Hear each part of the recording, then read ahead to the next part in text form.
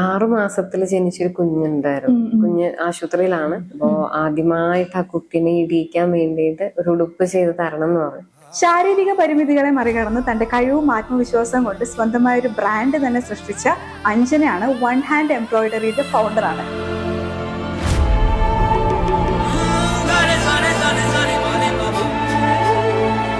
എന്റെ അറിവിൽ ഞാനാണ് ഒരു കൈ കൊണ്ട് എംബ്രോയിഡറി ചെയ്യുന്നത്. അതുകൊണ്ടാണ് അങ്ങനെ ഒരു പേര് അതിന് ഇട്ടത്.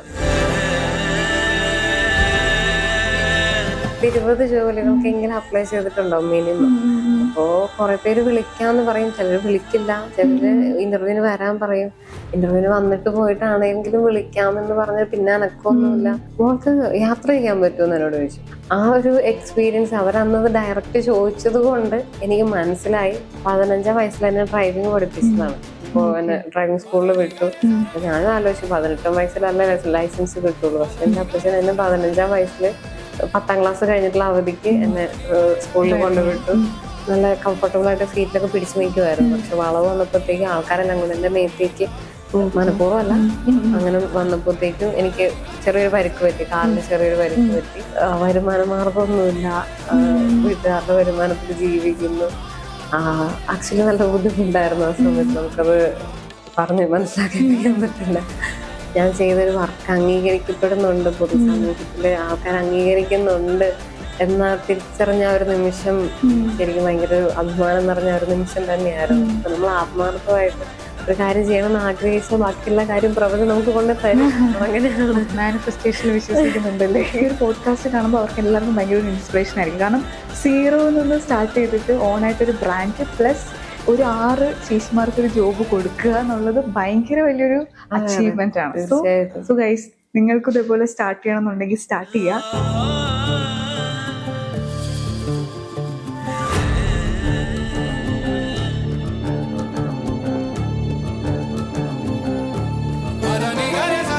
Hello everybody, this is Meenakshi Shogan and you are watching a brand new episode of Brand Yatra. ഇന്ന് ബ്രാൻഡ് യാത്രയിലെ സ്പെഷ്യൽ ഗസ്റ്റ് ആയിട്ട് എത്തിയിട്ടുള്ളത് ശാരീരിക പരിമിതികളെ മറികടന്ന് തന്റെ കഴിവും ആത്മവിശ്വാസം കൊണ്ട് സ്വന്തമായ ഒരു ബ്രാൻഡ് തന്നെ സൃഷ്ടിച്ച അഞ്ജനയാണ് വൺ ഹാൻഡ് എംബ്രോയിഡറിയുടെ ഫൗണ്ടറാണ്. Hi Anjana, welcome to the show. Thank you. എന്തൊക്കെയുണ്ട് വിശേഷം? നല്ല വിശേഷം, സുഖമായിട്ടിരിക്കുന്നു. എങ്ങനെയാണ് ഈ ഒരു നെയിം ബ്രാൻഡിന് ഇട്ടത്? എന്തുകൊണ്ടാണ് അങ്ങനെ ഒരു നെയിം? ഹാൻഡ് എംബ്രോയിഡറി എന്ന ഒരു പേര് ചൂസ് ചെയ്യാൻ വേറൊന്നുമില്ല, ഞാൻ തന്നെയാണ്. കാരണം എന്റെ ഒരു ഫിസിക്കൽ പ്രസൻസ് തന്നെയാണ്. ഞാൻ ഒരു കൈ കൊണ്ടാണ് എംബ്രോയിഡറി ചെയ്ത് എടുക്കുന്നത്. അതുകൊണ്ട് തന്നെയാണ് സാധാരണ എല്ലാവരും 2 കൈ കൊണ്ടാണല്ലോ എംബ്രോയിഡറി ചെയ്യുന്നത്. ഒരു കൈ ചെയ്യുന്നവരുണ്ടാവും കേട്ടോ, എനിക്ക് വേറെ ആരും നേരിട്ട് പരിചയമില്ല. അപ്പം എന്റെ അറിവിൽ ഞാനാണ് ഒരു കൈ കൊണ്ട് എംബ്രോയിഡറി ചെയ്യുന്നത്. അതുകൊണ്ടാണ് അങ്ങനെ ഒരു പേര് അതിന് ഇട്ടത്. എങ്ങനെയാണ് പണ്ട് മുതലേ എന്താണ് പാഷനേറ്റ് ആയിരുന്നോ ഇതിലേക്ക് വരാൻ? എന്താണ് റീസൺ? അത് ഇച്ചിരി ബിഗ് സ്റ്റോറിയാണ്.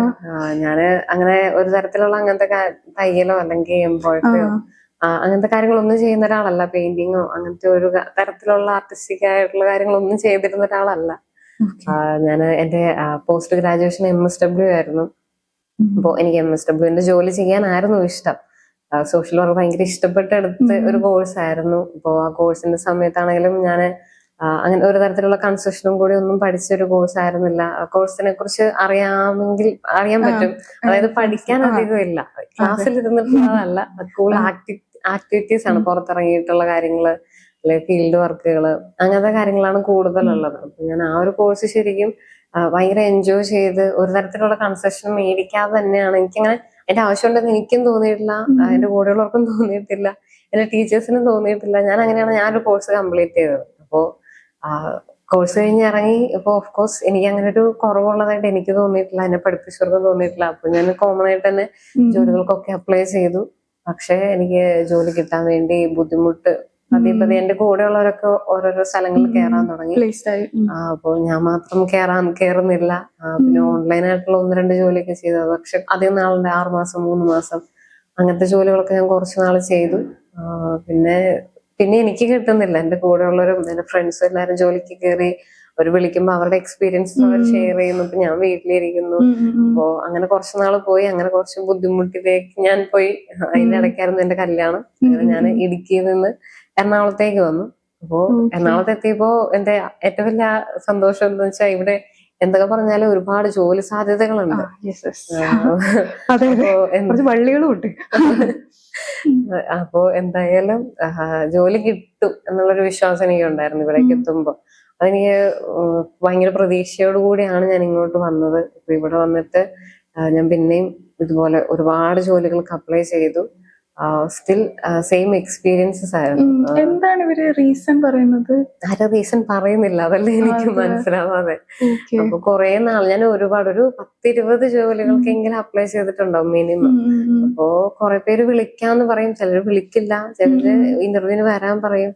ഇന്റർവ്യൂവിന് വന്നിട്ട് പോയിട്ടാണെങ്കിലും വിളിക്കാമെന്ന് പറഞ്ഞ് പിന്നെ അനക്കൊന്നുമില്ല. അപ്പോ എനിക്കറിയില്ല എന്താണ് ഇവിടെ സംഭവിക്കുന്നതെന്ന് അറിയില്ല. അതുപോലെ ഇങ്ങനെ ഒരു ഇന്റർവ്യൂവിന് പോയപ്പോഴാണ് ഞാനിതുപോലെ നമ്മുടെ അക്കാഡമിക് ആയിട്ടുള്ള കാര്യങ്ങളൊക്കെ പഠിച്ചിട്ടും പോയി. പക്ഷെ അവരെന്നോട് ചോദിച്ചത് മോൾക്ക് യാത്ര ചെയ്യാൻ പറ്റുമെന്ന് എന്നോട് ചോദിച്ചു.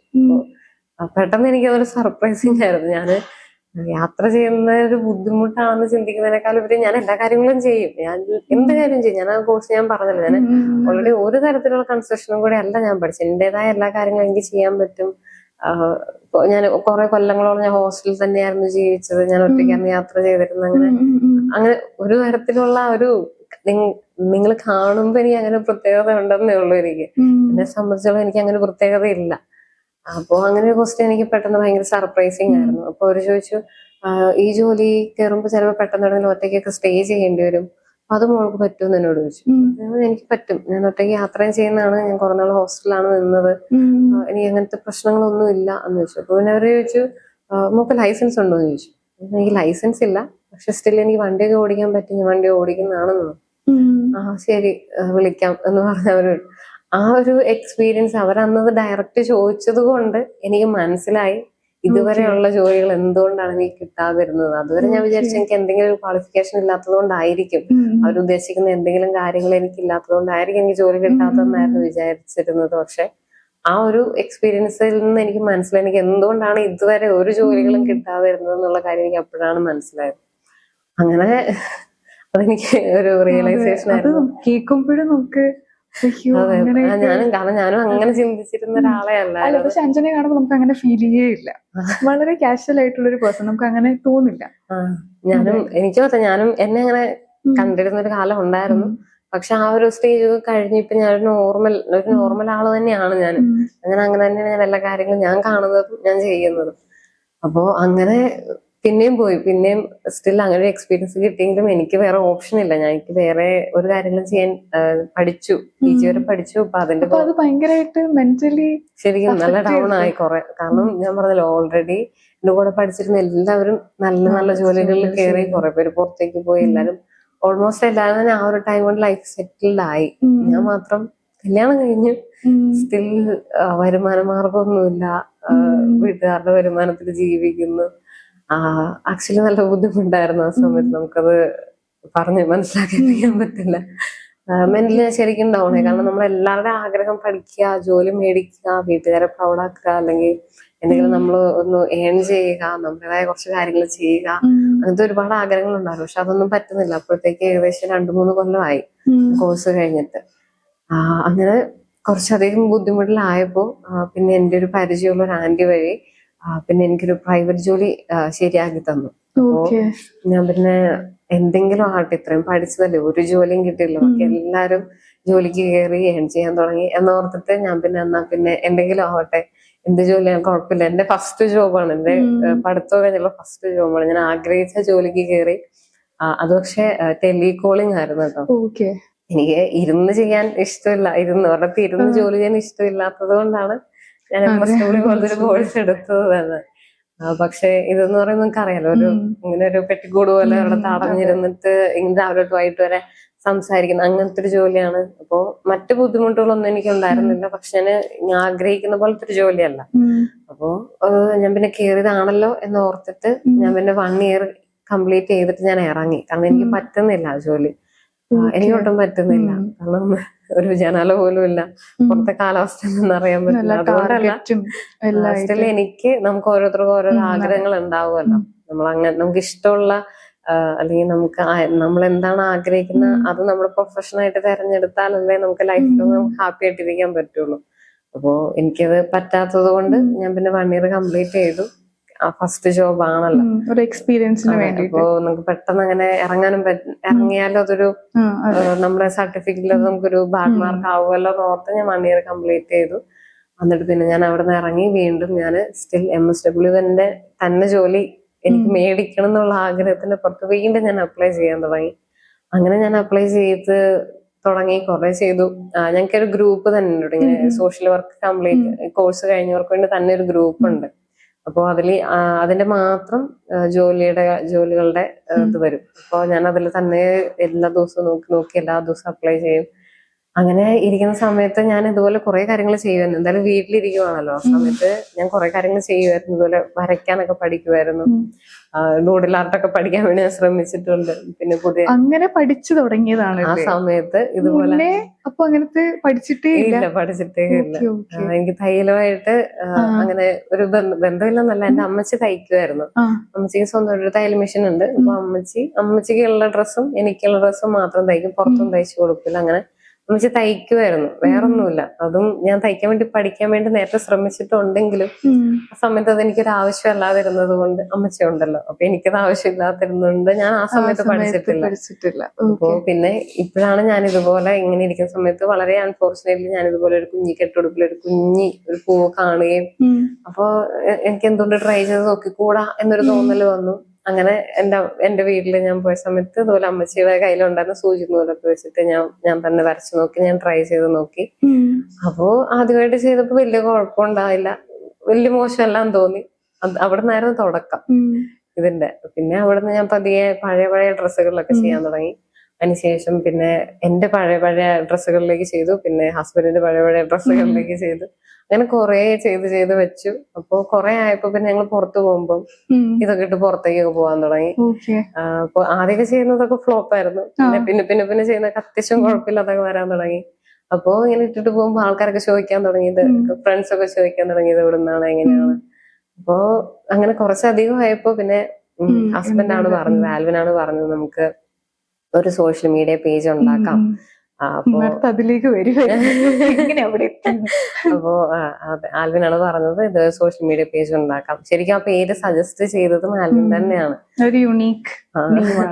അപ്പോ നമ്മൾ ഇത്രയും ടൈം എടുത്ത് ഓൾറെഡി പഠിക്കാണ്ട് ചെയ്യുന്നതാണല്ലോ. അപ്പോ അതുകൊണ്ട് അത് ഡ്രസ്സൊക്കെ കുറച്ച് നാൾ കഴിയുമ്പോൾ പോവാൻ സാധ്യതയുണ്ട്. അപ്പൊ നമുക്കൊരു ആൽബം പോലൊരു സോഷ്യൽ മീഡിയ പേജ് ഉണ്ടാക്കാം, അതിൽ നമുക്ക് വെറുതെ ഫോട്ടോ ആയിട്ട് എടുത്തിടാം എന്ന് പറഞ്ഞായിരുന്നു ശരിക്കും അങ്ങനെ ഒരു സോഷ്യൽ മീഡിയ പേജ് ഉണ്ടാക്കിയത്. അന്നും അതിനെക്കുറിച്ച് വലിയ പ്ലാനോ പദ്ധതിയോ ഒന്നും ഉണ്ടായിരുന്നില്ല ഇതിനെക്കുറിച്ച്, ഇതിന്റെ ബാക്കി ഇങ്ങനെയൊക്കെ ആവും എന്നതിനെ കുറിച്ചൊന്നും. അപ്പോ ആദ്യം 1-2 ഫോട്ടോസൊക്കെ ഇട്ടു.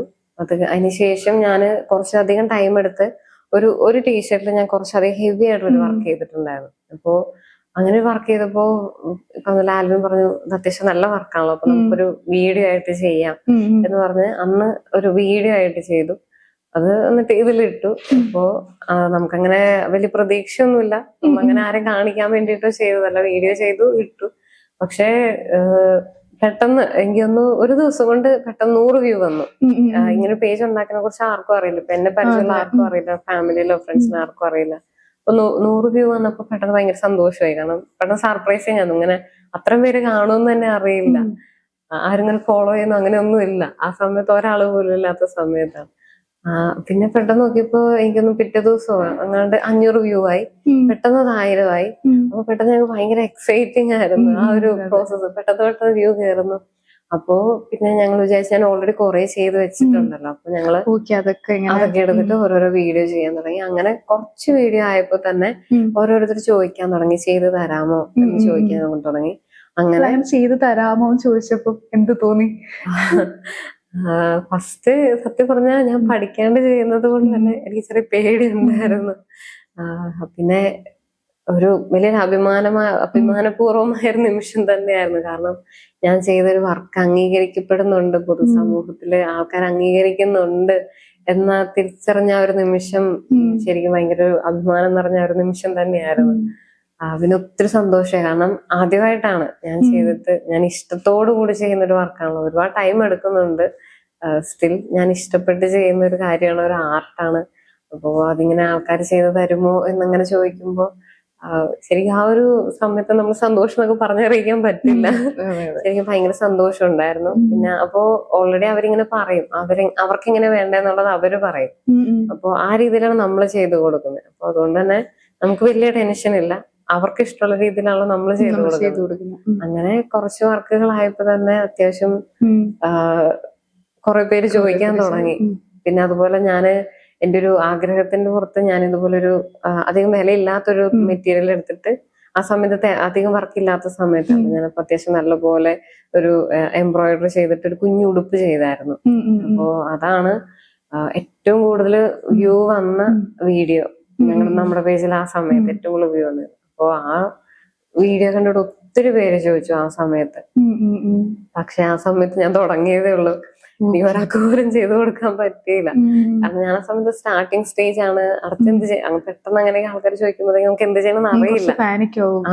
ശരിക്കും ഒത്തിരി പേര് ചോദിക്കുന്നു. എനിക്ക് ആക്ച്വലി ലിസ്റ്റ് എടുത്ത് വെക്കാൻ പോലും പറ്റുന്നില്ല, ഇത്രയും പേര് ചോദിക്കുന്നുണ്ട്.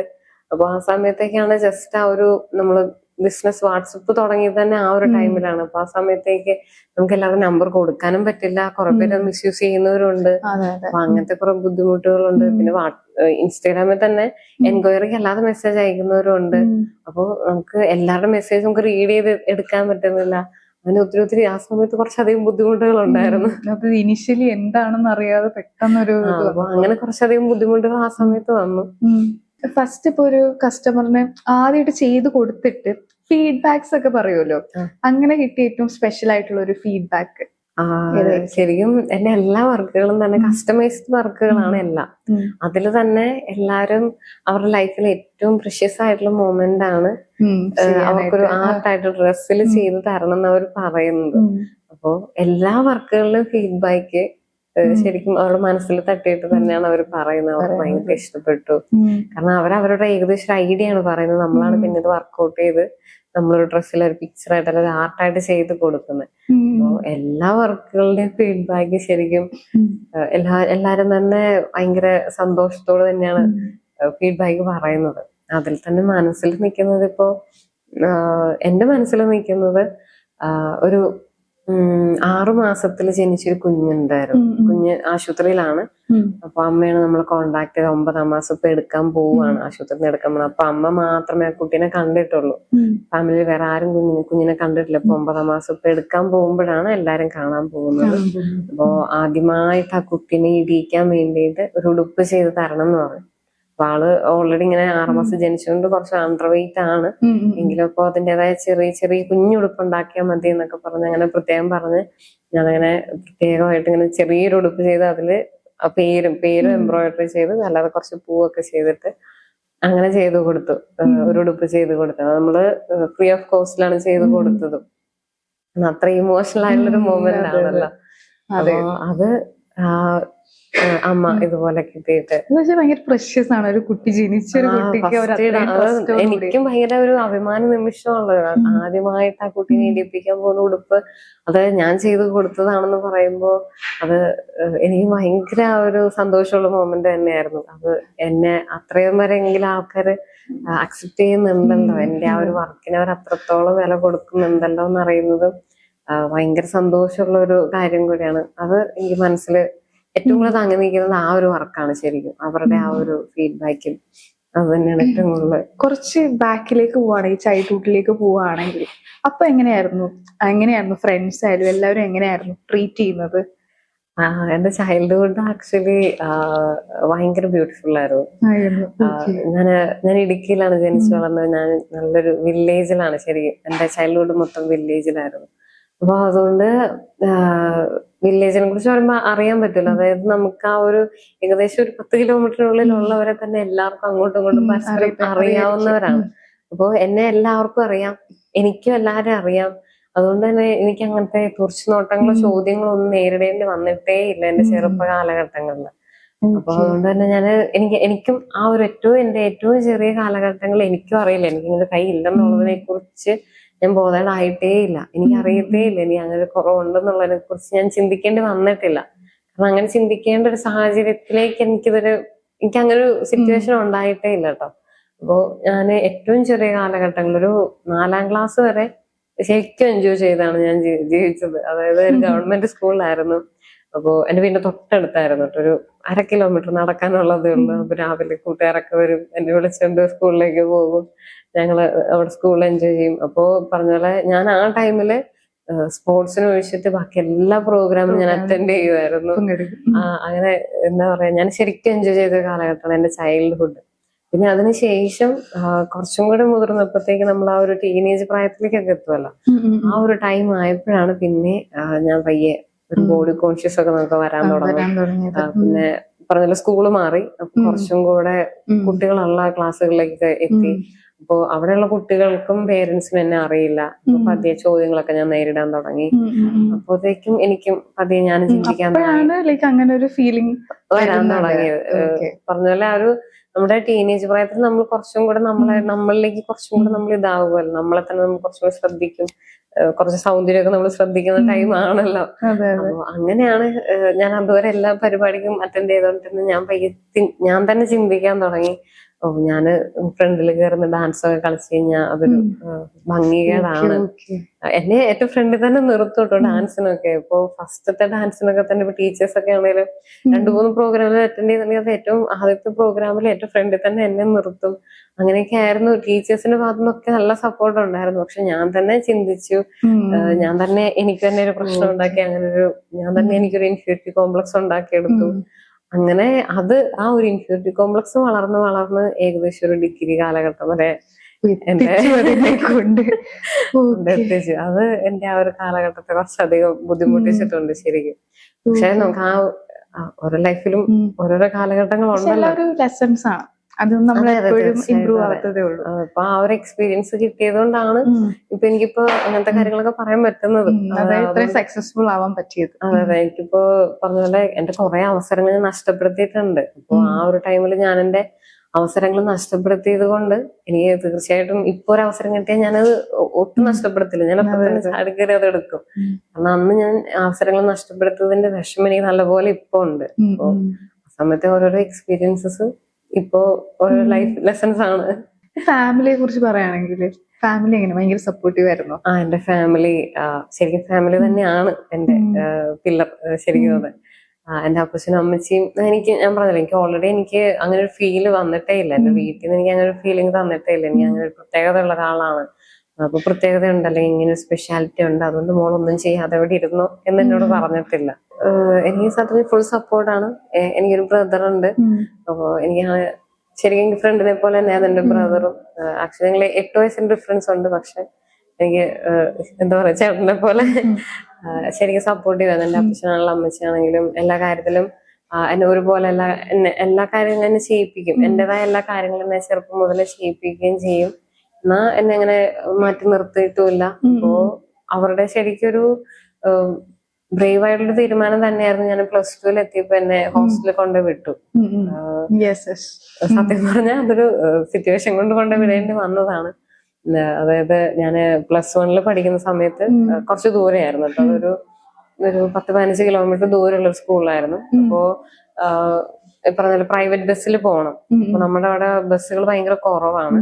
അപ്പൊ ഒരു ദിവസം ഇതുപോലെ ഈവനിങ്ങില് ഞങ്ങക്ക് ഒരു വണ്ടിയേ ഉള്ളൂ, ഒറ്റ ബസ്സിന് വരാൻ പറ്റിയ ഒറ്റ ബസ്സേ ഉള്ളൂ. ആ ബസ്സില് ഓൾറെഡി വലിയൊരു ടൗണിൽ നിന്നാണ് ആൾക്കാരെ എടുത്ത് നിറഞ്ഞാണ് ഞങ്ങളുടെ അവിടേക്ക് എത്തുക. അപ്പോ അതിൽ ഓൾറെഡി ഭയങ്കര തിരക്കാണെങ്കിൽ ഞങ്ങൾ അവര് കേട്ടു കേട്ടോ ബസ്. അവരുടെ കരുണയാണ്. അത് ഓൾറെഡി സ്റ്റെപ്പ് ഒരാളുണ്ടെങ്കിലും ഞങ്ങളെ ഒരു ബസ്സിൽ കയറ്റും. അപ്പൊ ഇതുപോലെ ഒരു തവണ ബസ്സിൽ യാത്ര ചെയ്യുന്ന സമയത്ത് ഒരു വളവ് വന്നപ്പോ ഞാനിങ്ങനെ നല്ല കംഫർട്ടബിൾ ആയിട്ട് സീറ്റിലൊക്കെ പിടിച്ചു നിൽക്കുമായിരുന്നു. പക്ഷെ വളവ് വന്നപ്പോഴത്തേക്ക് ആൾക്കാരെല്ലാം കൂടെ എന്റെ മേത്തേക്ക്, മനഃപൂർവ്വം അല്ല, അങ്ങനെ വന്നപ്പോഴത്തേക്കും എനിക്ക് ചെറിയൊരു പരിക്ക് പറ്റി, കാലിന് ചെറിയൊരു പരിക്ക് പറ്റി. അപ്പൊ അങ്ങനെ എന്റെ കുറച്ച് ക്ലാസ് മിസ്സായി. അപ്പൊ പിന്നെ വേറെ ഓപ്ഷൻ ഇല്ല. +1 +2 എന്ന് പറയുമ്പോ ഏറ്റവും പ്രധാനപ്പെട്ട കാലഘട്ടമാണ്. അപ്പൊ അങ്ങനെ പിന്നെ ക്ലാസ് മിസ്സാവണ്ടല്ലോ എന്നോർത്ത് എന്നെ സ്കൂളിൽ തൊട്ടടുത്തുള്ള ഒരു കോൺവെന്റിലേക്ക് എന്നെ കൊണ്ടുവിട്ടു. അങ്ങനെയാണ് എന്നെ ആദ്യമായിട്ട് എന്റെ ഹോസ്റ്റൽ ലൈഫ് അവിടെയാണ് സ്റ്റാർട്ട് ചെയ്യുന്നത്. അത് ശരിക്കും അവരുടെ ഒരു ഞാൻ ആലോചിക്കും, ഇപ്പൊ ഞാനാണെങ്കിൽ അങ്ങനെ ചെയ്യുമോ, എന്റെ കൊച്ചിനെ ആണെങ്കിൽ ഞാൻ അങ്ങനെ കൊണ്ട് വിടുമോന്ന് എനിക്ക് അറിയില്ല. കാരണം ഇതുവരെ ഞാൻ അങ്ങനെ മാറി നിന്നിട്ടില്ല. എങ്കിലും എനിക്ക് അങ്ങനെ വലിയ ബുദ്ധിമുട്ടുണ്ടായില്ല കേട്ടോ. ഞാൻ പറഞ്ഞ ചെറുപ്പം മുതൽ എന്റെ എല്ലാ കാര്യങ്ങളും ഞാൻ ഒറ്റയ്ക്കായിരുന്നു ചെയ്യുന്നത്. ഇനി അങ്ങനെ ഒരു പ്രത്യേകത തോന്നിയിട്ടില്ല, ഇനി അങ്ങനെ ഒരു ഹെൽപ്പ് വേണം. ആകെ വീട്ടിൽ നിന്ന് മാറി നിൽക്കുന്നതിന്റെ ഒരു ബുദ്ധിമുട്ട് എനിക്ക് ഉണ്ടായിരുന്നു. നമുക്ക് പേരൻസിനൊക്കെ മിസ് ചെയ്യുമല്ലോ, ആ ഒരു ബുദ്ധിമുട്ട് മാത്രമേ ഉണ്ടായിരുന്നുള്ളൂ. വേറെ ബുദ്ധിമുട്ടുകളൊന്നും എനിക്ക് തോന്നിയിട്ടില്ല. കോൺവെന്റിൽ എങ്ങനെയായിരുന്നു? ആ കോൺവെന്റ്, സാധാ കോൺവെന്റ് എന്നൊക്കെ പറയുമ്പോ ഭയങ്കര സ്ട്രിക്റ്റ് അങ്ങനെയൊക്കെ അങ്ങനെ തന്നെയായിരുന്നു. പിന്നെ ഓൾറെഡി ഞാൻ ഈ പറഞ്ഞ ആ സമയത്ത് ഞാൻ ഓൾറെഡി ഒരു ഇൻട്രോവേർട്ട് ടൈപ്പ് ആയിരുന്നു. ഞാൻ പറഞ്ഞത് ഇൻട്രോവേർട്ട് ടൈപ്പ് ആയിരുന്നു. അതുകൊണ്ട് ആ സ്ട്രിക്ട്നെസ് എന്നെ കാര്യമായിട്ട് ബാധിച്ചിട്ടില്ല. ഞാൻ ഓൾറെഡി ഒതുങ്ങി ജീവിക്കാൻ ഇഷ്ടപ്പെടുന്ന ആളാണല്ലോ. അതുകൊണ്ട് എനിക്ക് അത്ര വലിയ ബുദ്ധിമുട്ടുണ്ടായിരുന്നില്ല. ഓൾറെഡി ഇതുപോലെ കുറച്ചധികം നിയമങ്ങളുണ്ട്, അതെല്ലായിടത്തും എല്ലാ ഹോസ്റ്റലിലും ഉണ്ടല്ലോ, അങ്ങനെ വേണമല്ലോ. പക്ഷെ എനിക്ക് വലിയ കുഴപ്പമുണ്ടായിരുന്നില്ല ആ ടൈമിൽ. അങ്ങനെയായിരുന്നു ഹോസ്റ്റൽ ലൈഫ് സ്റ്റാർട്ട് ചെയ്തത്. അപ്പോ അതൊക്കെ അവരുടെ ഓരോരോ ടൈമില് ഓരോരോ പറഞ്ഞല്ലോ. എന്റെ അപ്പച്ചൻ എന്നെ 15 വയസ്സിൽ എന്നെ ഡ്രൈവിംഗ് പഠിപ്പിച്ചതാണ്. ഇപ്പൊ എന്നെ ഡ്രൈവിംഗ് സ്കൂളിൽ വിട്ടു. അപ്പൊ ഞാനും ആലോചിച്ചു 18 വയസ്സിലല്ല ലൈസൻസ് കിട്ടുള്ളൂ. പക്ഷെ എന്റെ അപ്പച്ചൻ എന്നെ 15 വയസ്സില് 10ാം ക്ലാസ് കഴിഞ്ഞിട്ടുള്ള അവധിക്ക് എന്നെ സ്കൂളിൽ കൊണ്ടുവിട്ടു. പഠിച്ച് 15 ദിവസമാണല്ലോ എന്റെ ആ ഒരു ക്ലാസ്സിൽ. ആ സമയം കൊണ്ട് ഞാൻ പഠിച്ചെടുത്തു. അപ്പൊ എന്റെ വീട്ടിൽ ആ സമയത്ത് ഒരു Maruti 800 ഉണ്ടായിരുന്നു. അപ്പൊ ഞാൻ അതുമായിട്ടൊക്കെ അത്യാവശ്യം യാത്ര ചെയ്യുമായിരുന്നു ആ സമയത്ത്. നമ്മുടെ അത്ര പ്രശ്നമില്ലാത്തതിന് അത്ര തിരക്കുമില്ല വഴിയിൽ. അങ്ങനെ ഞാൻ ആ സമയത്ത് അത്യാവശ്യമൊക്കെ കൊണ്ട് നടക്കുമായിരുന്നു വണ്ടികളൊക്കെ. പിന്നെ അതുപോലെ +2 കഴിഞ്ഞ സമയത്ത് എന്റെ അപ്പച്ചൻ എന്നെ സൈക്ലിങ് പഠിപ്പിച്ചു. അതും അപ്പച്ചന്റെ ഒരു പ്രത്യേക മനക്കരുത്ത് തന്നെ പറയാം. കാരണം എന്റെ ചേട്ടന്റെ സൈക്കിളായിരുന്നു കേട്ടോ. എന്നിട്ട് അത് കൊല്ലന്റെ അടുത്ത് കൊണ്ടുപോയിട്ട് ഇതുപോലെ അതിന്റെ കമ്പിയൊക്കെ മുറിച്ചിട്ട് അതുപോലെ എനിക്ക് കയറാൻ പറ്റുന്ന രീതിയിലൊക്കെ ആക്കിയെടുത്തു. പിന്നെ അതുപോലെ ഹാൻഡിലിൽ ഒരു പ്രത്യേകമായിട്ടൊരു വേറൊരു കമ്പി പണിയിപ്പിച്ചെടുത്തു. അത് കൊല്ലനെ കൊണ്ട് പ്രത്യേകം പറഞ്ഞ് പണിയിപ്പിച്ചെടുത്തു. അപ്പൊ നമുക്ക് ആ ഒരു ബാലൻസ് കിട്ടാൻ വേണ്ടി, ഈ ഒരു കൈ നമുക്ക് ഹോൾഡ് ചെയ്യാൻ വേണ്ടിട്ട്. അപ്പൊ എനിക്ക് ആ സൈക്കിൾ ചവിട്ടേണ്ട സമയത്ത് എനിക്ക് പിടിക്കാൻ പറ്റുന്ന രീതിയിലും, അല്ലാത്ത കുട്ടികൾക്ക് ആ സൈക്കിൾ എടുക്കണമെങ്കിൽ അപ്പൊ ആ കമ്പി മാറ്റാൻ പറ്റുന്ന രീതിയിലും അങ്ങനെ തന്നെ അപ്പച്ചൻ അതൊക്കെ ചെയ്യിപ്പിച്ചെടുത്തു.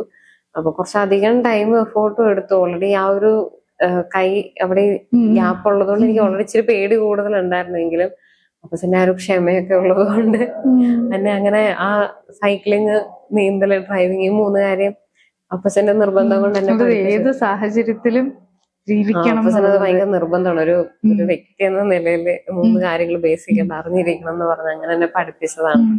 അപ്പൊ ആ സമയത്ത് എനിക്കതങ്ങനെ അത്ര വലിയ പ്രത്യേകതയായിട്ടൊന്നും തോന്നിയിട്ടില്ലായിരുന്നു.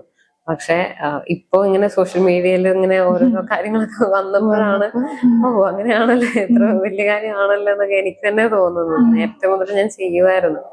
അപ്പൊ അതൊക്കെ എന്റെ പേരൻസിന്റെ ആ ഒരു മൈൻഡ് കൊണ്ട് തന്നെയാണ് എനിക്ക് അതൊക്കെ ചെയ്യാൻ പറ്റുന്നത്. പിന്നെ ഇപ്പൊ പറയുവാണെങ്കിൽ എന്റെ ലൈഫ് പാർട്ണറിന്റെ സപ്പോർട്ട് കൊണ്ട് ഞാനിപ്പോ കരാട്ടെ പഠിച്ചുകൊണ്ടിരിക്കുവാണ്. അപ്പൊ അങ്ങനെ ഓരോരോ കാര്യങ്ങൾ ചെയ്യുന്നുണ്ട്. അപ്പൊ നമുക്ക് ആഗ്രഹം ഉണ്ടെങ്കിൽ നമ്മുടെ കൂടെ നിൽക്കുന്നത് നമ്മളെ കടയിൽ സപ്പോർട്ട് ചെയ്യും. ഈ സോഷ്യൽ മീഡിയയിൽ ഒരു അക്സെപ്റ്റൻസ് കിട്ടിയ സമയത്ത് ഫാമിലി എങ്ങനെയായിരുന്നു? ഫാമിലിയുടെ റെസ്പോൺസ് എങ്ങനെയായിരുന്നു? ആക്ച്വലി എന്റെ ഫാമിലി അവർക്ക് അറിയില്ല അങ്ങനത്തെ സോഷ്യൽ മീഡിയയിൽ ഇങ്ങനൊരു അവസരം ഉണ്ട്, ഇതിൽ ഇത്രയും വലിയൊരു ഓപ്പർച്യൂണിറ്റി ഉണ്ടെന്നുള്ളതിനെ കുറിച്ച് എന്റെ ഫാമിലിക്ക് അറിയില്ല. അപ്പോ ഇങ്ങനെ ഒരു അവസരം വന്നു, അല്ലെങ്കിൽ ഇത്ര ആൾക്കാരൊക്കെ അറിയപ്പെടുന്നു. ഇപ്പോ എന്റെ പേരൻസിനോട് ഇങ്ങനെ ആൾക്കാർ പറയാൻ തുടങ്ങി, ആ മോളെ കുറിച്ച് ഞങ്ങൾ കാണുന്നുണ്ട് കേട്ടോ, ഞങ്ങളെല്ലാം അറിയുന്നുണ്ട്, കൊള്ളാന്നൊക്കെ അവരും പറഞ്ഞപ്പോ അവർക്ക് സത്യം അവർക്ക് ഭയങ്കര അവർക്ക് പ്രൗഡ് മൊമെന്റ് ആയിരുന്നു. കാരണം ഇങ്ങനത്തെ ഒരു മോള് എവിടെ എത്തും, എങ്ങനെ എത്തും എന്നതിനെ കുറിച്ച് ആർക്കും അറിയില്ല. ഞാനും പഠിത്തത്തിലൊന്നും അത്ര വലിയ മിടുക്കിയായിരുന്നില്ല. അപ്പം പഠിച്ച് വലിയ നിലയിലേക്ക് എത്തുന്നുള്ളതിനെ കുറിച്ച് എനിക്കും വലിയ പ്രതീക്ഷയൊന്നും ഉണ്ടായിരുന്നില്ല. ഇപ്പോ ആ ഒരു നിലയിൽ ഇപ്പൊ ഇങ്ങനെ എത്തി നിൽക്കാൻ പറ്റുന്നുണ്ട്. അപ്പൊ സോഷ്യൽ മീഡിയ വഴിയാണ് ഇവിടം വരെയൊക്കെ എത്തി നിൽക്കാൻ പറ്റുന്നത്. അപ്പൊ ശരിക്കും പേരൻസിന് ഭയങ്കര സന്തോഷമുണ്ട്. അവർക്ക് തല ഉയർത്തി നിൽക്കാൻ പറ്റുന്ന ഒരു സിറ്റുവേഷൻ ആണല്ലോ ഇപ്പൊ. അവരുടെ മോളെ കുറിച്ച് പറഞ്ഞിട്ട് അവരുടെ മോളെ ഇത്രയും കഷ്ടപ്പെട്ട് ഓരോ ബുദ്ധിമുട്ടുകളും അറിയിക്കാതെ ഇവിടം വരെ വളർത്തി എത്തിച്ചിട്ട് അപ്പോ ഒത്തിരി സ്ട്രഗിൾ ചെയ്തിട്ടുണ്ടെങ്കിലും ജോബിന്റെ കേസിൽ തീർച്ചയായിട്ടും ഒരു പോയിന്റിൽ ഇത്രയും ആൾക്കാർ അറിയപ്പെടുന്നു, അംഗീകരിക്കപ്പെടുന്നുണ്ട് എന്നറിയുമ്പോ അവർക്കത് ശരിക്കും ഒത്തിരി സന്തോഷമുണ്ട്. അവരെ പ്രൗഡാക്കാൻ പറ്റിയെന്നുള്ളതാണ് എനിക്കും ഏറ്റവും സന്തോഷമുള്ള കാര്യം. പിന്നെ ചെയ്തു കൊടുത്തതിൽ ഏറ്റവും ഡിമാൻഡിങ് ആയിട്ടുള്ള ഒരു വർക്ക് ഏതായിരിക്കും? ഇത് വേണം വേണം വേണം അങ്ങനെ പറഞ്ഞ് വന്നിട്ടുള്ള ഒരെണ്ണം? അതില് ഒന്ന് ഞാനിപ്പോ ഓൾറെഡി പറഞ്ഞ ആ ഒരു കുഞ്ഞുടുപ്പ്, അത് ഒത്തിരി പേര് ആ ടൈമില് ചോദിച്ചു. പക്ഷെ എനിക്കത് ചെയ്തു കൊടുക്കാൻ പറ്റിയില്ല. ആ സമയത്ത് ഒട്ടും ഞാൻ സിസ്റ്റമാറ്റിക് ആയിട്ട് നമ്മുടെ വർക്കൊന്നും ആയിട്ടും ഞാൻ തുടങ്ങിയ സ്റ്റേജ് ആയിരുന്നു. പിന്നെ അതുപോലെ ഞാൻ ഓൾറെഡി പറഞ്ഞു, ആദ്യത്തെ വീഡിയോ ചെയ്തൊരു വർക്ക് ഉണ്ടല്ലോ, ഒരു ടീഷർട്ട് കുറച്ച് ഹെവി ആയിട്ട്, അതായത് ടീഷർട്ടില് കുറച്ച് ബോക്സുകളിലായിട്ട് പല പല പിക്ചേഴ്സ് ചെയ്യും. അതായിരുന്നു ആ ഒരു വർക്ക്. അതാണ് പിന്നീട് ഇപ്പോ കപ്പിൾസ് അവരുടെ രണ്ടുപേരും ടീഷർട്ടില് അവരുടെ ലവ് സ്റ്റോറി ഫുള്ളായിട്ട് ഈ ഒരു ബോക്സിൽ ഓരോരോ മൊമെന്റ് എനിക്കിങ്ങനെ അവരുടെ ഏകദേശം ഒരു സ്റ്റോറി പറഞ്ഞു തരും. എന്നിട്ട് നമ്മളോട് ഇഷ്ടമുള്ളതുപോലെ ചെയ്തെടുത്തോളാൻ പറയും. അപ്പൊ ബോക്സിൽ ഇങ്ങനെ അവരാദ്യമായിട്ട് മീറ്റ് ചെയ്ത സ്ഥലം, അവരാദ്യമായിട്ട് കോഫി കുടിച്ച സ്ഥലം, അല്ലെ ആദ്യത്തെ ഗിഫ്റ്റ്, അല്ലെ അങ്ങനെ കുറെ അവരൊരു ഏകദേശം സ്റ്റോറി. അപ്പൊ അത് മൊത്തം ആഡ് ചെയ്തിട്ട് നമ്മൾ ടീഷർട്ടിൽ വർക്ക് ചെയ്ത് കൊടുക്കും. അതാണ് ഏറ്റവും കൂടുതൽ വന്നേക്കുന്നത്. കപ്പിൾസിന്റെ ആ ഒരു വർക്കാണ് നമുക്ക് ഏറ്റവും കൂടുതൽ കോമൺ ആയിട്ട് വന്നേക്കുന്നത്. അത് തന്നെ പലരും പല രീതിയില് ചില ഒരു അമ്മ മകൻ പുറത്തേക്ക് പോവാണ്, ഷെഫാണ്, മോൻ ഷെഫാണ്, അപ്പൊ പുറത്തേക്ക് പോവാണ്. അപ്പൊ മോൻ പോകുന്നതിന് മുന്നേ ഗിഫ്റ്റ് ആയിട്ട് ചെയ്യാൻ വേണ്ടിട്ട് ഈ സെയിം വർക്ക് ഇതുപോലെ ബോക്സിൽ കുറച്ചധികം ഇങ്ങനത്തെ ഫുഡിന്റെ കുറെ കാര്യങ്ങൾ ആഡ് ചെയ്തിട്ട് അങ്ങനെ ചെയ്തു. ആ ഒരു വർക്കാണ് ഏറ്റവും കൂടുതൽ, അതിന്റെ ഒരു യുണീക് വർക്ക് തന്നെയാണ്. അപ്പൊ അത് തന്നെ എല്ലാവരും ഇങ്ങനെ കസ്റ്റമൈസ് ചെയ്ത് അവർക്ക് ഇന്ന കാര്യങ്ങളാണ് ആ പിക്ചേഴ്സിൽ ബോക്സിൽ ആഡ് ചെയ്യേണ്ടതെന്ന് പറഞ്ഞ് അങ്ങനെ ചെയ്യിപ്പിക്കും. അതാണ് ഏറ്റവും കൂടുതൽ വന്നേക്കുന്നത്. പ്രഷ്യസ് ആയിട്ടുള്ള. ഇപ്പൊ എങ്ങനെയാണ് വൺ ഹാൻഡ് എംബ്രോയിഡറി പോകുന്നത്? വേറെ ആരെങ്കിലും ഹെൽപ്പിനുണ്ടോ, അതോ നിങ്ങൾ തന്നെ മാത്രമാണോ ചെയ്യുന്നത്? ഇപ്പോ നമുക്കൊരു 6 ചേച്ചിമാരുണ്ട് സ്റ്റിച്ച് ചെയ്യാൻ വേണ്ടി. ഞാൻ പറഞ്ഞ ജോലി കിട്ടാൻ വേണ്ടി ബുദ്ധിമുട്ടിയിരുന്നു. ഞാനിപ്പോ കുറച്ച് വീട്ടിലിരിക്കുന്ന കുറച്ച് ചേച്ചിമാർക്ക് ജോലി കൊടുക്കുന്നുണ്ട്. 6 ചേച്ചിമാരുണ്ട് സ്റ്റിച്ച് ചെയ്യാൻ വേണ്ടി മാത്രം കേട്ടോ. ഹാൻഡ് വർക്കിന് വേണ്ടി ഇതുപോലെ ഞാൻ ആളെ നോക്കുന്നുണ്ട്. അതിനുവേണ്ടി നമുക്ക് ഒരാളെ കിട്ടിയിട്ടില്ല. പക്ഷെ ആരെങ്കിലും ഉണ്ടെങ്കിൽ വരണം. നമുക്ക് അടുത്തുള്ളവരും കൂടി ആയിരിക്കണം. അതിന് കൂടെ തന്നെ ഇപ്പൊ നമുക്കൊരു എംബ്രോയിഡറി മെഷീനും കൂടെ നമുക്ക് ഇതുപോലെ ഒരു മുത്തൂറ്റിന്റെ ഹെൽപ്പോട് കൂടി നമുക്കൊരു എംബ്രോയിഡറി മെഷീനും കൂടെ മേടിക്കാൻ പറ്റി. അപ്പോ ഇപ്പൊ എന്റെ കൂടെ ഒരു എംബ്രോയിഡറി മെഷീനും ഉണ്ട്, കുറച്ച് ചേച്ചിമാരും ഉണ്ട്, പിന്നെ എന്റെ ലൈഫ് പാർട്ണറും ഉണ്ട് എല്ലാത്തിനും ഹെൽപ്പ് ചെയ്യാൻ, പിന്നെ ഞാനും ഉണ്ട്. ചേട്ടനെ കുറിച്ച് ഞാൻ ചോദിക്കാൻ വരുമായിരുന്നു. ചേട്ടൻ എങ്ങനെയാണ് എത്രത്തോളം സപ്പോർട്ടീവ് ആണ്? എനിക്ക് തോന്നുന്നു ആഫ്റ്റർ മാരേജിന് ശേഷമാണ് ഇത്രയും സക്സസിലേക്ക് വരുന്നത്. അപ്പൊ അതൊന്ന് തീർച്ചയായിട്ടും എന്താ പറയാ, എന്റെ ലൈഫ് പാർട്ണർ എന്ന് പറഞ്ഞാലും ബിസിനസ് പാർട്ണർ എല്ലാത്തിലും അദ്ദേഹത്തിന്റെ സപ്പോർട്ട് കൊണ്ട് തന്നെയാണ് ഞാനിങ്ങനെ നേരെ സംസാരിക്കുന്നതും.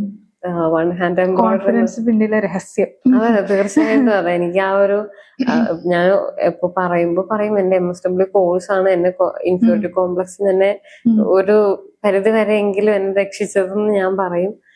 സ്റ്റിൽ എങ്കിലും എന്നിലുണ്ടായിരുന്ന കുറച്ചും കൂടി ആ ഒരു ബുദ്ധിമുട്ടുകളും ആ ഒരു പഴയ ചിന്താഗതികളും അങ്ങനത്തെ കുറച്ച് തെറ്റായ വിചാരങ്ങളൊക്കെ എന്നിൽ നിന്ന് മാറ്റിയത് എന്റെ ലൈഫ് പാർട്ണറാണ്. അദ്ദേഹത്തിന്റെ ഒരു മെന്റൽ സപ്പോർട്ട് കൊണ്ട് തന്നെയാണ് എനിക്കിപ്പോ നേരെ ഒന്ന് സംസാരിക്കാൻ. ഇപ്പോ ഓൾറെഡി ഞാനിപ്പോ കുറെ ക്ലാസ് എടുക്കാനൊക്കെ പോകുന്നുണ്ട് കോളേജിലും സ്കൂളുകളിലും ഒക്കെ. അപ്പൊ അവിടെയൊക്കെ എനിക്ക് നേരെ നിന്ന് സംസാരിക്കാനും എല്ലാ കാര്യങ്ങളും, ഇപ്പൊ എന്തെങ്കിലും മിസ്റ്റേക്ക് ഉണ്ടെങ്കിൽ അത് പറഞ്ഞു തരാനും, ഇപ്പൊ എല്ലാ കാര്യങ്ങളിലും എന്നെ ഹെൽപ്പ് ചെയ്യുന്നത്, എന്നെ വളരാൻ ഹെൽപ്പ് ചെയ്യുന്നത് എന്റെ ലൈഫ് പാർട്ണറാണ്. അദ്ദേഹത്തിന്റെ സപ്പോർട്ട് കൊണ്ട് തന്നെയാണ് ഈ വൺ ഹാൻഡ് എംബ്രോയിഡറി ശരിക്കും മുന്നോട്ട് പോകുന്നത്. ഞാൻ മാത്രമുള്ളെങ്കിൽ വൺ ഹാൻഡ് എംബ്രോയിഡറി അവിടെ ഇല്ല. അദ്ദേഹം കൂടെ ഉള്ളത് കൊണ്ടാണ് ഇവിടെ ഉള്ളത്, ഞാനും ഉള്ളത്. അതുപോലെ സോഷ്യൽ മീഡിയയിൽ വരുമ്പോൾ നമുക്ക് നെഗറ്റീവ്സും അതുപോലെ തന്നെ പോസിറ്റീവ്സും ഉണ്ടാവും. അങ്ങനെ എന്തെങ്കിലും നെഗറ്റീവ് എക്സ്പീരിയൻസ് ഫേസ് ചെയ്തിട്ടുണ്ടോ? നെഗറ്റീവ് എക്സ്പീരിയൻസ് ഇപ്പോ കുറെ പേർക്ക് അറിയില്ല. ഓൾറെഡി എംബ്രോയിഡറി എന്ന് പറയുന്നത് ടൈം എടുക്കുന്ന ഒരു കാര്യമാണ്. സ്റ്റിച്ച് ചെയ്യുന്ന ഒരു ആർട്ടാണ്. അത് ഓൾറെഡി ടൈം എടുക്കും. ക്രിയേറ്റീവ് ആയിട്ട് ചെയ്യാൻ നമുക്ക് ആലോചിക്കാൻ തന്നെ കുറച്ച് സമയം എടുക്കും. എന്നാലും അത് തയ്ക്കണമല്ലോ, നമ്മൾ കൈ കൊണ്ട് തയ്ച്ചെടുക്കണം. ഇപ്പൊ അത് ഒരു കൈ കൊണ്ട് തയ്ക്കുന്നത് കൊണ്ടല്ല, 2 കൈ ഉണ്ടെങ്കിലും ഇപ്പോ വർഷങ്ങളായിട്ട് ചെയ്യുന്നവരെ എനിക്കറിയാം. പ്രൊഫഷണൽ ആയിട്ട് തന്നെ വർഷങ്ങളായിട്ട് ചെയ്യുന്നവരുണ്ട്. അവരാണെങ്കിൽ പോലും അവര് ഏറ്റവും കൂടുതൽ പറയുന്നത് അവർക്ക് ടൈം വേണം. ടൈം കൊടുത്താലേ അവർക്ക് അത് ചെയ്തെടുക്കാൻ പറ്റുള്ളൂ. അപ്പോ അത് കുറെ അറിയത്തില്ലാത്തവരുണ്ട്. അപ്പോ അത് പല ടൈമിൽ എനിക്ക് ബുദ്ധിമുട്ടുണ്ടാക്കിയിട്ടുണ്ട്. അവര് ചോദിക്കുന്നത് എന്താണ് ഇത്രയും ടൈം എടുക്കുന്നത്? നമ്മൾ ഒരു വർക്ക് തുടങ്ങി അത് തീരാൻ വേണ്ടി നമുക്ക് കുറച്ചധികം ടൈം വേണം, എന്നാലും നമുക്ക് അടുത്ത വർക്ക് ചെയ്യാൻ പറ്റുള്ളൂ. അപ്പോ അത് നമുക്ക് ഭയങ്കര ഒരു ബുദ്ധിമുട്ടുണ്ട്. അപ്പൊ അതിന്റെ കൂടെ തന്നെ ഈ പറഞ്ഞ പോലെ കുറെ പേര് നമുക്ക് മെസ്സേജ് അയക്കുന്നത് എനിക്ക് റീഡ് ചെയ്ത് എത്താൻ പറ്റാത്തതിന്റെ ബുദ്ധിമുട്ടുണ്ട്. വർക്കുണ്ട് അതിന്റെ കൂടെ മെസ്സേജ്, കാരണം നോർമൽ മെസ്സേജ് വെറുതെ ഹായ് അങ്ങനെ സംസാരിക്കാൻ വേണ്ടി വെറുതെ മെസ്സേജ് അയക്കുന്നവരുണ്ട്, വർക്കിന് വേണ്ടി മെസ്സേജ് അയക്കുന്നവരുണ്ട്. അപ്പൊ നമ്മൾ റീഡ് ചെയ്ത് വരുമ്പോഴത്തേക്കും സംടൈംസ് എനിക്ക് ഒരുപാട് വർക്കുകൾ മിസ് ചെയ്തിട്ടുണ്ട്. ഇതുപോലെ മെസ്സേജ് റീഡ് ചെയ്ത് ലാസ്റ്റ് ആകുമ്പോഴേക്കും ഒരുപാട് വർക്കുകളുടെ ഡേറ്റ് കഴിഞ്ഞു പോയിട്ടുണ്ട്. അവർക്ക് ഇന്ന ഡേറ്റിനുള്ള അതായത് ഓൾറെഡി ഞാൻ പറഞ്ഞല്ലോ, എന്തെങ്കിലും ഒരു സ്പെഷ്യൽ മൊമെന്റ്സ് ആയിരിക്കും അവർക്ക് എംബ്രോയിഡറി ചെയ്തെടുക്കേണ്ടത്. ഒന്നെങ്കിൽ ബർത്ത്ഡേ ആയിരിക്കും, അല്ലെങ്കിൽ അങ്ങനത്തെ എന്തെങ്കിലും സ്പെഷ്യൽ ഡേക്ക് വേണ്ടിയിട്ടായിരിക്കും അവർക്ക് ചെയ്യിപ്പിക്കേണ്ടത്. ആ ഡേ ഓൾറെഡി ചിലപ്പോൾ കഴിഞ്ഞു പോയിട്ടുണ്ടാവും നമ്മൾ മെസ്സേജ് റീഡ് ചെയ്ത് വരുമ്പോഴത്തേക്കും. അങ്ങനെ നമുക്ക് ഓൾറെഡി കുറെ വർക്ക് മിസ്സായിട്ടുണ്ട്. പിന്നെ വർക്ക് മിസ്സാവുന്നതിനേക്കാൾ നമ്മളൊരു വർക്ക് എൻജോയ് ചെയ്ത് ചെയ്യണമെന്നുണ്ടെങ്കിൽ നമുക്കൊരു ടൈം വേണമല്ലോ. ചിലർ നമ്മളിങ്ങനെ ധൃതി പിടിപ്പിക്കുമ്പോൾ നമുക്ക് അത് പിന്നെയും ബുദ്ധിമുട്ടാവാറുണ്ട്. അങ്ങനത്തെ കുറച്ച് ബുദ്ധിമുട്ടുകളുണ്ട്. അങ്ങനത്തെ കുറച്ച് കാര്യങ്ങൾ ഇങ്ങനെ മാനേജ് ചെയ്തെത്താൻ വേണ്ടിട്ട് അവർക്ക് അറിയില്ല.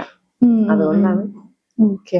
അപ്പൊ വീട്ടില് തന്നെയാണോ ഇതിന്റെ എല്ലാം? വീട്ടില് തന്നെയാണ് മെഷീനും എല്ലാ കാര്യങ്ങളും ഉള്ളത്. പിന്നെ സ്റ്റിച്ച് ചെയ്യുന്ന ചേച്ചിമാർ അവരുടെ വീട്ടിൽ തന്നെ ഇരുന്നാണ് ചെയ്യുന്നത്. ഞാൻ അവർക്ക് മെറ്റീരിയൽസ് കൊണ്ടു കൊടുക്കും, കാര്യങ്ങളൊക്കെ പറഞ്ഞു കൊടുക്കും. അവർ ചെയ്ത് കഴിയുമ്പോൾ തന്നെ കോണ്ടാക്ട് ചെയ്യും, ഞാൻ പോയി എടുത്തിട്ട് വരും. പിന്നെ അതിൽ ബാക്കി ചെയ്യേണ്ടത് എംബ്രോയിഡറി ഞാൻ തന്നെ ചെയ്യും. എന്നിട്ട് നമ്മൾ കൊറിയർ ചെയ്ത് കൊടുക്കും. അങ്ങനെ ചെയ്യും. കൊറിയർ ചെയ്യാനാണെങ്കിൽ എത്ര ദിവസം എടുക്കും പിന്നെ ഒരു സ്ഥലത്ത് നിന്ന് മേടിക്കാൻ? അത് കേരളത്തിനുള്ളിലാണെങ്കിൽ ഒരു 3 ദിവസത്തിനുള്ളിൽ വരെ 3 ദിവസം തൊട്ടൊരു 5 ദിവസത്തിനുള്ളിൽ എന്തായാലും കേരളത്തിനുള്ളിലുള്ളതൊക്കെ എത്തും. നമ്മൾ ചോദിക്കും, പറഞ്ഞ പോലെ എവിടെയാണ് സ്ഥലം, അപ്പൊ എത്ര ദിവസത്തിനുള്ളിലാണ് അവർക്ക് വേണ്ടതെന്നൊക്കെ ചോദിച്ചിട്ടാണ് നമ്മളിപ്പോ ഫാസ്റ്റ് ആയിട്ട് ആയിക്കോട്ടെ എങ്ങനെ പോയാലും 3 ദിവസത്തിനുള്ളിൽ എത്തും. അപ്പൊ നമുക്ക് അങ്ങനെ ടൈം കുഴപ്പമില്ല. എല്ലാ കാര്യങ്ങളും 3 ദിവസം പെട്ടെന്നാണ്, ഭയങ്കര ഡിലേ ഇല്ല. അതെ. എന്നാലും ചില സമയങ്ങളിൽ നമുക്ക് ഇതുപോലെ ഒരുപാട് വന്നിട്ടുണ്ട്. ചില സമയത്ത് പറഞ്ഞ കൊറിയർ സർവീസിൽ നമുക്ക് ബുദ്ധിമുട്ടുകൾ ഉണ്ടായിട്ടുണ്ട്. ഈ പുറത്തുനിന്നുള്ള ആൾക്കാർക്കാണെങ്കിലോ എങ്ങനെയായിരിക്കും?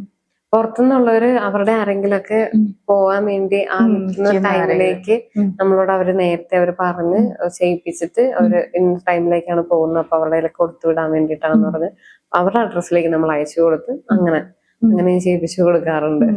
ഓക്കെ. ഈ കോണ്ടന്റ് ക്രിയേഷനിലൂടെ ആണല്ലോ നമ്മള് ആൾക്കാരിലേക്ക് നമ്മുടെ ഒരു ബിസിനസ് എത്തുന്നത്. ഇപ്പൊ കോണ്ടന്റ് ക്രിയേഷൻ ചെയ്തു തുടങ്ങുന്ന സമയത്ത് കൂടുതലും പേഴ്സണൽ സംഭവങ്ങൾ നമ്മൾ അതിൽ മിക്സപ്പ് ആക്കിയായിരിക്കുമല്ലോ ഇടുന്നത്. അപ്പം എങ്ങനെ ആൾക്കാർക്ക് അങ്ങനെയുള്ള കാര്യങ്ങൾ അറിയാനാണോ അതോ വർക്കിന്റെ കാര്യങ്ങൾ അറിയാനാണോ, ഏതിലായിരിക്കും ഒരു കൂടുതൽ ഇൻട്രസ്റ്റ് കാണിച്ചിട്ടുള്ളത്? നമുക്ക് കിട്ടുന്ന ഓരോ വർക്കും ഓരോ സ്റ്റോറിയാണ്. അപ്പൊ ഞാന് ഓരോ വർക്കും നമ്മള് ഓൾറെഡി നമ്മൾ വീഡിയോ ചെയ്യുമ്പോൾ അവർക്ക് ഓക്കെ ആണെന്ന് ചോദിച്ചിട്ട് ഓക്കെ ആണെന്നുണ്ടെങ്കിൽ നമ്മൾ അവരുടെ ആ ഒരു സ്റ്റോറി പറഞ്ഞിട്ടാണ് നമ്മൾ വീഡിയോ ചെയ്യുന്നത്. അപ്പോ അത് ഓൾറെഡി എല്ലാവരും ഇമോഷണലി കണക്ട് ആവുന്നുണ്ട്. അതായത് ഇപ്പോ പുറത്തുള്ള ഫാദർ ഇവിടെയുള്ള മകൾക്ക് വേണ്ടിയിട്ടായിരിക്കും വർക്ക് ചെയ്യിപ്പിക്കുന്നത് സംടൈംസ്. അപ്പൊ അത് ഇവിടെയുള്ള ഒത്തിരി അങ്ങനെയുള്ളവരുണ്ടല്ലോ, അങ്ങനെയുള്ളവർക്ക് കണക്ട് ആവാറുണ്ട്. അങ്ങനെയാണ് കൂടുതലും വർക്കുകൾ വരുന്നത്. ഞാനിപ്പോ നമ്മുടെ ഈ ഒരു പേജില് ഹാൻഡ് എംബ്രോയിഡറി പേജിൽ ഞാൻ ആ ഒരു പ്രൊഫഷണലിസം കീപ്പ് ചെയ്യാൻ വേണ്ടി ഞാൻ മാക്സിമം ശ്രമിക്കാറുണ്ട്. എങ്കിലും ആ ഒരു സോഷ്യൽ മീഡിയ പേജിനൊന്ന് മാനേജ് ചെയ്യണമെങ്കിൽ നമുക്ക് കുറച്ചധികം കാര്യങ്ങളുണ്ടല്ലോ. അപ്പൊ ചില സമയങ്ങളിൽ മാത്രം ഞാനിപ്പോ കുറച്ചു നാളായിട്ട് അതൊന്ന് മാനേജ് ചെയ്യാൻ വേണ്ടി അല്ലാത്ത കോമൺ വീഡിയോസും ഞാൻ ചിലപ്പോ ആഡ് ചെയ്യാറുണ്ട്. എങ്കിലും ഞാൻ മാക്സിമം വർക്ക് മാത്രം ആഡ് ചെയ്യാനാണ് ഞാൻ ആഗ്രഹിക്കുന്നത്. എങ്കിലും നമുക്ക് ആ ഒരു സമയത്തിന്റെ പരിധി ഉണ്ടല്ലോ, ഞാൻ പറഞ്ഞത് ഓൾറെഡി നമുക്ക് ചെയ്തെടുക്കാൻ കുറെ ടൈം എടുക്കും. അപ്പൊ അങ്ങനെ വർക്ക് തീരാതെ വരുമ്പോ അല്ലാത്ത വീഡിയോസ് ഇപ്പൊ ചെയ്യുന്നുണ്ട് കുറച്ച് റീസെന്റ് ആയിട്ട്. അതെ, അതായത് ഞാൻ നോക്കുമ്പോ കുറച്ച് വീഡിയോസ് മാത്രമേ അങ്ങനെ പേഴ്സണൽ കൈൻഡ് ഓഫ് വീഡിയോസ് ഉള്ളൂ. അതുകൊണ്ട് ഞാൻ ചോദിച്ചതാ എങ്ങനെ. പിന്നെ ഇങ്ങനെ കമന്റ്സിലൊക്കെ ഇങ്ങനെ ഹേർട്ടായ കമന്റ്സ് അങ്ങനെ എന്തെങ്കിലും വന്നിട്ടുണ്ടോ? അല്ലെങ്കിൽ ബോഡി ഷേമിങ് അങ്ങനെയൊക്കെ ഫേസ് ചെയ്തിട്ടുണ്ടോ? ഇപ്പോ പറയുകയാണെങ്കിൽ 1,00,000-1 എന്നൊക്കെ പറയാം, അത്രേ ഉള്ളൂ. അങ്ങനെ വളരെ ചുരുക്കമേ ഉള്ളൂ. അങ്ങനെ വന്നിട്ടുണ്ട് കേട്ടോ. അത് ചിലപ്പോ അത്രയും അറിവില്ലാത്തത് കൊണ്ടായിരിക്കും അവരങ്ങനെ ചെയ്യുന്നത്. അല്ലാതെ നമ്മൾ നമ്മുടെ ഒരു ഇഷ്ടപ്പെട്ട ഒരു പ്രൊഫഷൻ ചെയ്യുന്നു, നമ്മള് ചെയ്യുന്നവർ നമ്മൾ വർക്ക് ചെയ്ത് കൊടുക്കുന്നു, നമ്മൾ അത്രേ ഉള്ളൂ. അപ്പൊ അങ്ങനെ മെസ്സേജ് ഇടുന്നത് നമ്മള് മൈൻഡ് ചെയ്യാറില്ല, അത്രേ ഉള്ളൂ. ഇനിയിപ്പോ വാട്ട് നെക്സ്റ്റ് എന്ന് ഞാൻ ചോദിച്ചാൽ ഇനി എന്തായിരിക്കും? തീർച്ചയായിട്ടും വലിയൊരു ബ്രാൻഡ് ആക്കണം എന്ന് തന്നെയാണ് ആഗ്രഹം. പിന്നെ എന്നെ പോലുള്ളവരെ നമ്മുടെ ഈ ഒരു ബ്രാൻഡ് വഴി എനിക്ക് സപ്പോർട്ട് ചെയ്യണമെന്ന് എനിക്ക് ആഗ്രഹമുണ്ട്. അതായത് അവര് എന്താണോ അല്ലെങ്കിൽ അവര് ചെയ്യുന്നത് എന്താണോ അത് അവർക്ക് അവരായി തന്നെ അവരുടെ രീതിയിൽ ഞാൻ വഴി എനിക്കതൊരു ലൈറ്റ് ആവണം, ഞാനൊരു ലൈറ്റ് ആവണം എന്ന് എനിക്ക് ആഗ്രഹമുണ്ട്. നമ്മുടെ ഈ ബ്രാൻഡ് അതിന്റെ കൂടെ തന്നെ വലിയൊരു ബ്രാൻഡ് ആവണം, അത്യാവശ്യം വേൾഡ് വൈഡ് അറിയപ്പെടണം എന്നൊക്കെ എനിക്ക് ആഗ്രഹമുണ്ട്. ഒരു സ്റ്റോർ പ്രതീക്ഷിക്കാവോ? തീർച്ചയായിട്ടും തീർച്ചയായിട്ടും ഉടനെ ഉണ്ടാവും, സമയം എടുക്കും. അതിനെ കുറിച്ച് ഇച്ചിരി സമയം എടുക്കും. ഇത്രയും നാള് സപ്പോർട്ട് ചെയ്ത ഓഡിയൻസിനോട് എന്താണ് പറയാനുള്ളത്? തീർച്ചയായിട്ടും താങ്ക് യു. കാരണം എനിക്ക് സോഷ്യൽ മീഡിയ ഇത്രയും വലിയൊരു സപ്പോർട്ട് തരുമെന്ന് എനിക്ക് അറിയില്ലായിരുന്നു. എനിക്ക് സോഷ്യൽ മീഡിയയിൽ നിന്ന് ഇത്ര വലിയൊരു സപ്പോർട്ട് കിട്ടും എന്നുള്ളതിനെ കുറിച്ച് ഞാൻ ഈ ഒരു പേജ് തുടങ്ങിയതിന് ശേഷമാണ് ഞാൻ അറിയുന്നത്. അപ്പോ എല്ലാവരോടും എനിക്ക് വളരെ മനസ്സ് നിറഞ്ഞ താങ്ക് യു. അതൊക്കെ വേറൊന്നും പറയണ്ട. എന്നെ ഇത്രയും സപ്പോർട്ട് ചെയ്യുന്നതിന് ഒത്തിരി ഒത്തിരി ഒത്തിരി നന്ദി. അതിനപ്പുറത്തേക്ക് ഇനി ഇങ്ങനെ വരാൻ ആഗ്രഹിക്കുന്ന ആൾക്കാരോട് ഇതുപോലെ ചിലപ്പോൾ മടിച്ച് ചിലപ്പോൾ ഇൻട്രോവേർട്ട് ആയിട്ടുള്ള ആഗ്രഹം ഉണ്ടായിരിക്കും, പക്ഷെ ടെൻഷൻ, പേടി അങ്ങനെയുള്ളവർക്ക് പറയാനുള്ളത്? മടിച്ചു നിൽക്കാനാണെങ്കിൽ നമുക്ക് എത്ര കാലം വേണേലും അങ്ങനെ മടിച്ചു നിൽക്കാം അല്ലെ. അതെ, ഞാനങ്ങനെ കുറെ നാളിങ്ങനെ ഒതുങ്ങി നിന്ന് ഞാൻ എന്റെ ഒത്തിരി അവസരങ്ങൾ നഷ്ടപ്പെടുത്തിയത് കൊണ്ട് എനിക്കിപ്പോ വിഷമമുണ്ട്. അത് പക്ഷെ എനിക്കിപ്പോ ഇങ്ങനെ പറയാനല്ലേ പറ്റുള്ളൂ. എന്റെ ആ നഷ്ടപ്പെടുത്തിയ അവസരങ്ങൾ പോയി, ഇനി എനിക്കത് തിരിച്ചു കിട്ടില്ല. അത് തന്നെ എനിക്ക് പറയാനുള്ളൂ. നമുക്ക് കിട്ടുന്ന അവസരങ്ങൾ അല്ലെ, നമുക്ക് ആ കിട്ടുന്ന ആ ടൈം അങ്ങ് കഴിഞ്ഞു പോയാൽ പിന്നെ അത് നമുക്ക് പിന്നെ തിരിച്ചു കിട്ടില്ല. അപ്പൊ നേരത്തെ ഞാൻ ഒത്തിരി വിഷമിച്ചിരുന്നു കേട്ടോ. ജോലി കിട്ടാതെ സമയത്ത് ഞാൻ എല്ലാവരോടും പറയുന്നൊരു കാര്യം, എന്റെ ഏറ്റവും നല്ല പ്രായമാണല്ലോ ഞാൻ വെറുതെ വീട്ടിലിരുന്ന് കളയുന്നേ എന്ന് പറഞ്ഞാൽ ഏറ്റവും കൂടുതൽ വിഷമിച്ചിരുന്നു ആ സമയത്ത്, ജോലി കിട്ടാതിരുന്ന സമയത്ത്. അപ്പോ അങ്ങനെ എല്ലാ പ്രായവും നല്ല പ്രായമാണ് കേട്ടോ. എങ്കിലും നമ്മുടെ യങ് ഏജിനെ കുറിച്ച് നമുക്ക് കുറച്ചും കൂടെ നമ്മൾ കൺസേൺ ആണല്ലോ. അപ്പോ നമ്മുടെ മുമ്പിലുള്ള ആ ഒരു സമയം നമ്മൾ വേസ്റ്റ് ചെയ്യാതിരിക്കാതെ കടന്നു പോയിക്കൊണ്ടേ ഇരിക്കുള്ളൂ. ഓരോ സെക്കൻഡ് കടന്നു പോയിക്കൊണ്ടേ ഇരിക്കുള്ളൂ. നമ്മൾ തിരിച്ചു കിട്ടില്ല. അപ്പോ ഇപ്പോ അടുത്ത സ്റ്റെപ്പ് എടുത്ത് വെക്കുക, ഇപ്പൊ തന്നെ എടുത്ത് വെക്കുക. അപ്പൊ ബാക്കി കാര്യങ്ങളൊക്കെ വന്നോളും. ഞാനും ബിഗ് സീറോയിൽ നിന്നാണ് പിന്നോട്ടേക്ക് വെക്കാതിരിക്കുക. അതെ, ഞാനും ബിഗ് സീറോയിൽ നിന്നാണ് സ്റ്റാർട്ട് ചെയ്തത്. നമ്മ ഒന്നും ഉണ്ടായിട്ടല്ല തുടങ്ങിയത്. ഒന്നിനെ കുറിച്ച് അറിവുമില്ലായിരുന്നു, ഒന്നും ഉണ്ടായിട്ടല്ല തുടങ്ങിയത്. വെറും സീറോയിൽ നിന്നാണ് തുടങ്ങിയത്. അതൊന്നും അത് പഠിച്ചിട്ടുമില്ല. അതെ, അപ്പോ തുടങ്ങി വെക്കുക, ബാക്കി കാര്യങ്ങളൊക്കെ വന്നോളും. എവിടെന്നെങ്കിലൊക്കെ എങ്ങനെയെങ്കിലൊക്കെ നമ്മൾ ആത്മാർത്ഥമായിട്ട് ഒരു കാര്യം ചെയ്യണമെന്ന് ആഗ്രഹിച്ചാൽ ബാക്കിയുള്ള കാര്യം പ്രപഞ്ചം നമുക്ക് കൊണ്ട് തരും. അങ്ങനെയാണ്. മാനിഫെസ്റ്റേഷനിൽ വിശ്വസിക്കുന്നുണ്ടല്ലേ? മാനിഫെസ്റ്റേഷൻ, ആൽക്കമിസ്റ്റ് ഞാൻ പണ്ട് വായിച്ചതാണ്. ഞാൻ ഡിഗ്രിക്ക് പഠിക്കുന്നത്. അതില് പറയുന്നുണ്ടല്ലോ. അത് അങ്ങനെ തന്നെയാണ് കേട്ടോ. അങ്ങനെ തന്നെ നമ്മള് വിശ്വസിക്കുന്നുണ്ടെങ്കിൽ അത് അങ്ങനെ തന്നെ വരും.